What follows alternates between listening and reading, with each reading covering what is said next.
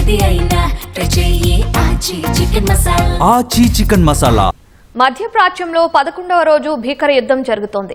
1900 మందికి పైగా ఇరాన్ సైనికులు చనిపోయినట్లు ఇజ్రాయెల్ ప్రకటించింది. 6 విమానాశ్రయాలపై దాడి చేసినట్లు పేర్కొంది. ఇజ్రాయెల్ అమెరికా స్థావరాలే లక్ష్యంగా ఇరాన్ 33వ విడత డ్రోన్లు క్షిపణుల వర్షం కురిపించింది.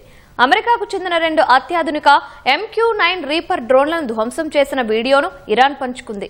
అటు తుర్కియాలోకి ప్రవేశించిన ఇరాన్ బాలిస్టిక్ మిసైళ్లను నాటో కూల్చివేసింది. బహ్రెయిన్లో ఇరాన్ భారీ డ్రోన్ దాడి చేసింది. ఇరాన్పై దాడుల్ని ఇజ్రాయెల్ మరింత తీవ్రం చేసింది. ఇప్పటి వరకు 1900 మందికి పైగా ఇరాన్ సైనికులు, కమాండర్లు మరణించారని ప్రకటించింది. టెహ్రాన్లోని మెహరాబాద్ సహా ఇరాన్లోని 6 విమానాశ్రయాలపై దాడులు చేసినట్లు తెలిపింది. ఖుద్స్ ఫోర్స్ కు ఆయుధాలు, నిధుల్ని తరలించే 16 కార్గో విమానాలు, ఇతర యుద్ధ విమానాల్ని ధ్వంసం చేయడంతో సహా పర్షియన్ గల్ఫ్లో ఇరాన్ నౌకను ముంచేసినట్లు ఇజ్రాయెల్ ప్రకటించింది. లెబనాన్లో 700కు పైగా హెజ్బుల్లా లక్ష్యాలపై ఐడీఎఫ్ దాడులు చేసింది.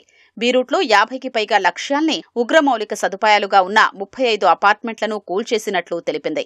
ఇజ్రాయెల్ వైమానిక దాడుల్లో రష్యన్ సాంస్కృతిక కేంద్రం ధ్వంసమైంది. దక్షిణ లెబనాన్, బీరూట్ పరిసర ప్రాంతాల ప్రజలు ఖాళీ చేసి వెళ్లాలని ఐడీఎఫ్ సూచించింది. దక్షిణ లెబనాన్లో హెజ్బుల్లా మిలిటెంట్ సెల్పై దాడి చేసిన వీడియోను ఇజ్రాయెల్ పోస్ట్ చేసింది.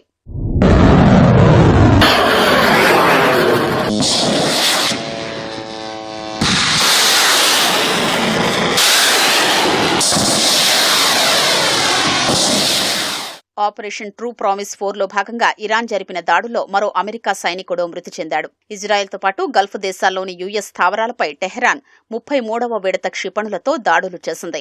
1 టన్ను వార్ హెడ్లను వాడినట్లు పేర్కొంది. ఖతార్, యుఏఈ, కువైట్, బహ్రెయిన్లో పేలుళ్ల శబ్దాలు వినిపించాయి. బహ్రెయిన్లోని బాప్కో చమురు శుద్ధి కర్మాగారం లక్ష్యంగా ఇరాన్ డ్రోన్ దాడి చేసింది. రాజధాని మనామా సమీపంలోని రిఫైనరీలో భారీగా మంటలు చెలరేగి ఆకాశంలో నల్లటి పొగ కమ్ముకుంది. టెల్ అవీవ్ నగరంపైకి లెబనాన్ నుంచి హెజ్బుల్లా ప్రయోగించిన క్షిపణుల్ని ఇజ్రాయెల్ చాలా వరకు గగనతలంలోనే అడ్డుకుంది. వరుసగా క్షిపణులు దూసుకురావడంతో ప్రజలు సురక్షిత ప్రాంతాలకు పరుగులు తీశారు. సెంట్రల్ ఇజ్రాయెల్లో ఒకచోట క్షిపణి తాకినట్లు ఐడీఎఫ్ తెలిపింది. హైఫాలో సముద్ర నిఘాకు కీలకమైన స్టెల్లా మారిస్ నౌకాదళ స్థావరంపై హెజ్బుల్లా క్షిపణులతో విరుచుకుపడింది. కిర్యాత్ ఎలియేజర్ ఎయిర్బేస్, రాఫెల్ పరిశ్రమపైకి 20 రాకెట్లు, డ్రోన్లను ప్రయోగించింది.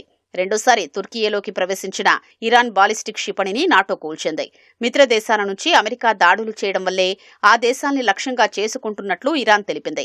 తమ గగనతలంలోకొచ్చిన 2 శక్తివంతమైన MQ-9 రీపర్ డ్రోన్లను కూల్చినట్లు ఇరాన్ రెవల్యూషనరీ గార్డ్స్ ప్రకటించింది. హెర్ముజ్ జలసంధి సురక్షితం కాదని మరోసారి హెచ్చరించింది. తమపై దాడులకు పాల్పడుతున్న అమెరికా, ఇజ్రాయెల్ రాయబారుల్ని బహిష్కరించే దేశాల వాణిజ్య నౌకలకు హెర్ముజ్ గుండా సురక్షిత ప్రయాణం కల్పిస్తామని ఇరాన్ ప్రతిపాదించింది.